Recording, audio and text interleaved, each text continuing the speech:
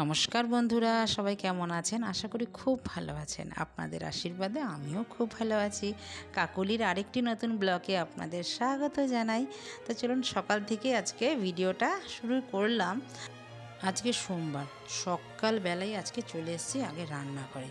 আজকে আর টিফিন বানালাম না।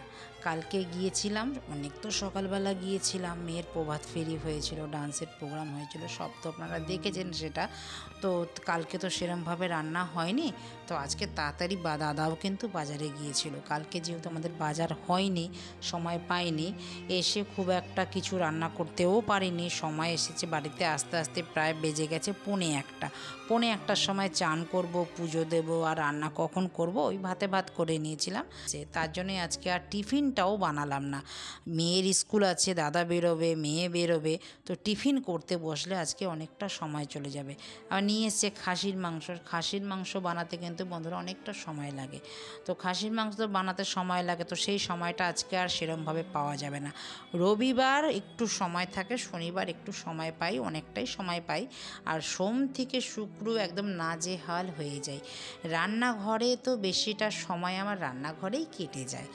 তো ওই মাংস, যেহেতু খাসির মাংস, ওর মধ্যে নুন, হলুদ আর একটু তেল দিয়ে প্রেশার কুকারে 3-4টে সিটি মারতে দিয়ে দিলাম। আর এইখানে চিংড়ি মাছটা ভুনা করে নিচ্ছি। আমার মেয়ে আবার চিংড়ি মাছ খেতে, ভুনা খেতে কিন্তু খুব ভালোবাসে। চিংড়ি মাছ ভুনা বন্ধুরা আপনারা কে কে খেয়েছেন আর কে কিভাবে খান আমাকে কিন্তু কমেন্টে জানাবেন। আমি কিভাবে চিংড়ি মাছ ভুনা করলাম সেটা দেখুন। এখানে পেঁয়াজ দিয়ে দিয়েছি তেলের মধ্যে, একটু মিক্সিতে গ্রাইন্ড করে, তারপরে দিলাম চিংড়ি মাছগুলো। চিংড়ি মাছ বেশি ভাজতে নেই, তো তারপরে একটু ভাজা ভাজা হওয়ার পরে তারপরে দিলাম আদা, একটু রসুন, একটু জিরের গুঁড়ো, কাঁচা লঙ্কা পেস্ট, একটু লাল লঙ্কা, যেন লাল লাল হয় তরকারিটা দেখতে ভালো লাগবে।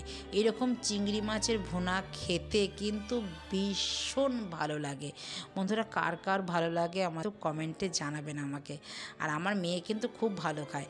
আজকে আর টিফিন বানানোর সময়ই হয়নি, আজকে টিফিন বানাবোও না। তো আজকে মেয়েকে টিফিনে দেব চিড়ে ভাজা। চিড়ে তো ভেজে রেখে দিই আমি। দেখুন কথা বলতে বলতে চিংড়ি মাছের ভুনা কিন্তু আমার কমপ্লিট হয়ে গেছে। এবার চলুন, ভাত তো সকালবেলায় বানিয়ে নিয়েছি, মেয়ে যাবে স্কুলে, তো ভাত আর চিংড়ি মাছের ভুনা দিয়ে ওকে ভাতটা খাইয়ে দিয়ে হয়ে গেছে। এবার মাংসটা তো এখন এত তাড়াতাড়ি হবে না, দাদা খেয়ে বেরোবে, মেয়েও খেয়ে বেরোবে।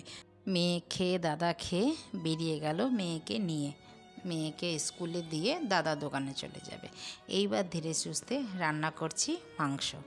তো মাংস রান্না করতে যা যা লাগে তো আমি সব কিন্তু রেডি করেই নিয়ে নিয়েছি। ওখানে মাংস কিন্তু আমার সেদ্ধও হয়ে গেছে। এখানে আগেই মাংস সিটি মেরে রেখে দিয়েছি, ওটা ঠান্ডাও হয়ে গেছে। কেন, প্রেশার কুকারের ভাপটা না বেরোলে আমি তো মাংস ঢালতেও পারবো না, তখন তো বাস্ট করে যাবে। তো এখানে মশলা আমি কষিয়ে নিচ্ছি।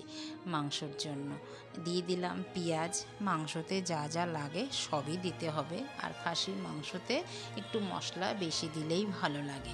আর খাসির মাংস যত কষাবেন ততটাই খেতে কিন্তু টেস্ট হবে।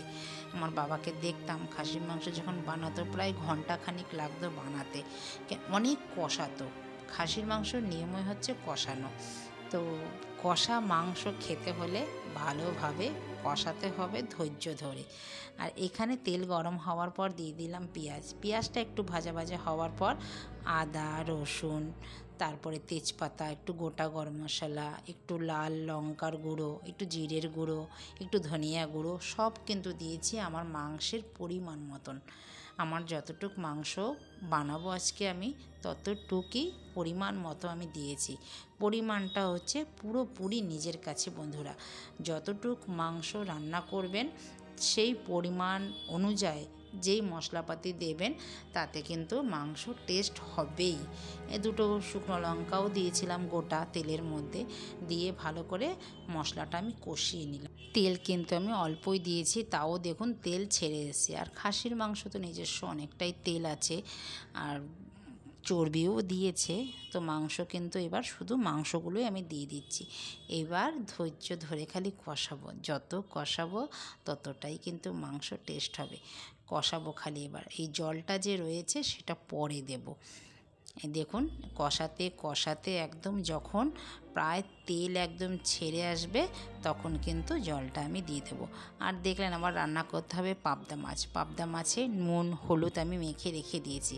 আমাদের বাড়িতে যখন রান্না হবে, রবিবারে তো স্পেশাল হয়, সেদিনকে দেখেছেন আপনারা, আর আপনারা জানেন মাংসও হয়, মাছও হয়, ডালও হয়। এটা আমাদের শ্বশুরবাড়ির নিয়ম। আপনাদের দাদা মাংস হলেও ডালও চাই, আবার মাছও চাই। সেটা আবার আমার মেয়ের আবার চাই না। আর আমার তো কোনো ব্যাপারই নেই, হলেই হলো, পেটটা ভরা নিয়ে কথা, অত নাক নেই আমার, যা হয় তাই খাই। ওই যে রবিবারেই যে মাংস খেতে হবে তারও কোনো মান নেই। যখন ভালো লাগলো তখনই খেলাম, ভালো লাগলো না খেলাম না। তারপরে তো অর্ধেক দিন আমার থাকে একাদশী, দ্বাদশী, উপোস, পূর্ণিমা, এই সেই তো থাকেই। তো তা থেকেই ওই অভ্যাস এসে থেকে করেছি, তো মাছ মাংস ডাল সবই করতাম, পাঁচ তরকারি অনেক কিছুই রান্না করতাম আগে। বিয়ে হয়ে এসে এই বাড়িতেই শিখেছি এত কিছু রান্না। তো বন্ধুরা, ভিডিওটা কেমন লাগলো? যদি কোথাও ভালো লেগে থাকে আমার পাশে থাকার অনুরোধ রইল। আর যদি মাংসটা দেখে আপনাদের ভালো লাগে, রান্নাটা যদি ভালো লেগে থাকে, বানিয়ে খাবেন, দেখবেন খুব ভালো লাগে। মটন একটু মাঝে মাঝে একটু ঝোলও ভালো লাগে, একটু কষাও ভালো লাগে, একটু অন্যরকম খেতেও ভালো লাগে।